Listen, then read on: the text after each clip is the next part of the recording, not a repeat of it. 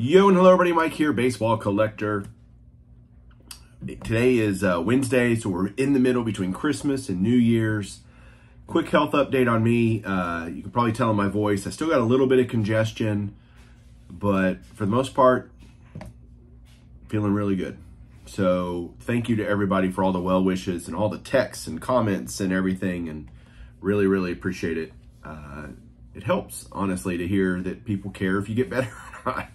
And I really appreciate it. So yeah, totally on the mend. Julie ended up getting it, my wife. My son ended up getting it. They're already actually better. It took me longer to get over it than them. They're already well on their way to recovery. So Omicron, you can suck it. Yeah, we're through that. But it was weird. I was sitting here, by the way, new t-shirt that my wife got me for Christmas. Very cool.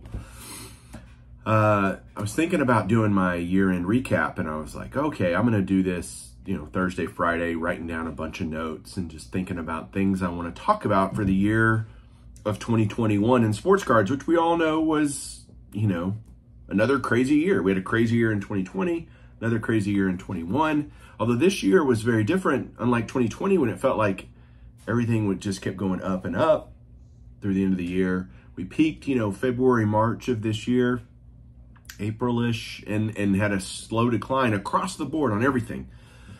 And I was thinking, what caused all of it? You can think, there's many factors, and what I'm going to talk about today is far from the only factor, but I think it's a factor that people aren't talking about.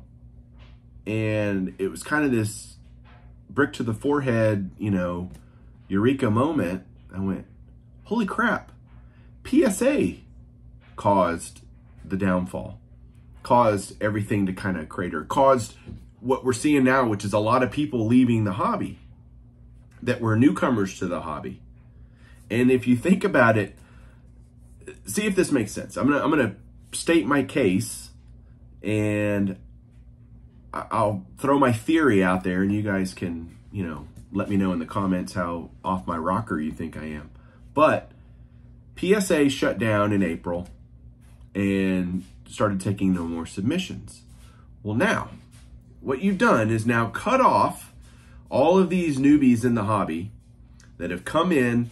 They're opening cases and cases of new product, basketball and baseball and whatever they can get their hands on.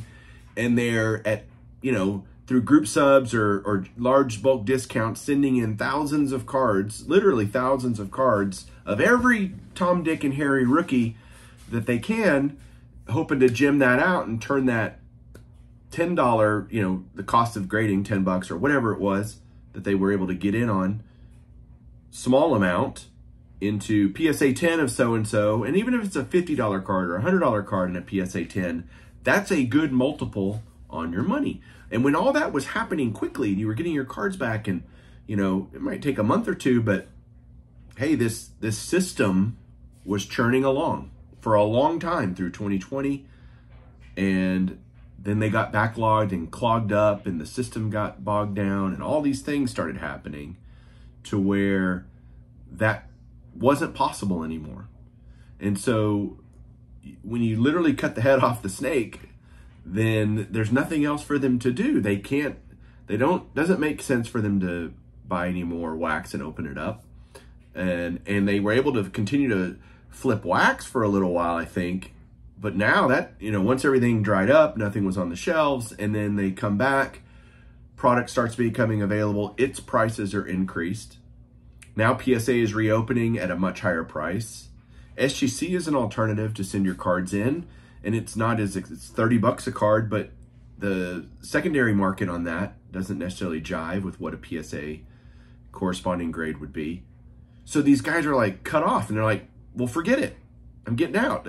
That ship has sailed. That time is over for that opportunity.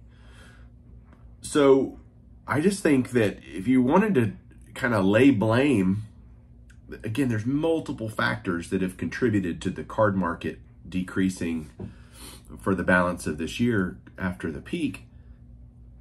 You could definitely blame lots of things, but you can blame PSA a lot.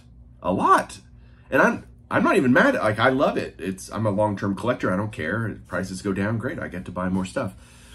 So that's how most collectors think about it. Honestly, they do.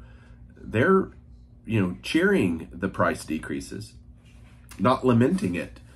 The investor people, the flippers, the guys that were in the hobby for the wrong reasons, they now don't, that golden goose is gone.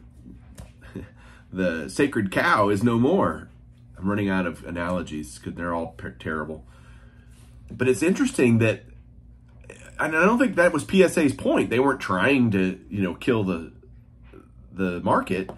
They just inadvertently did that by stopping accepting submissions. So that is my theory, that PSA, through that process, eliminated the ability for people to send in hundreds of Luis Roberts and Eloy Jimenez and Rafael Devers, name your player, right? They couldn't just open wax, get all these Zions and John Morants and whoever and send them all in, hope they get a good gem rate, and then flip those into, turn $10 into $50 and do that hundreds and hundreds of times and make a lot of money. Opportunity gone. People go, that's enough, move on to the next thing, whatever that might be. And so, interesting. That's I think you can blame PSA. Again, totally not what I think they were trying to do.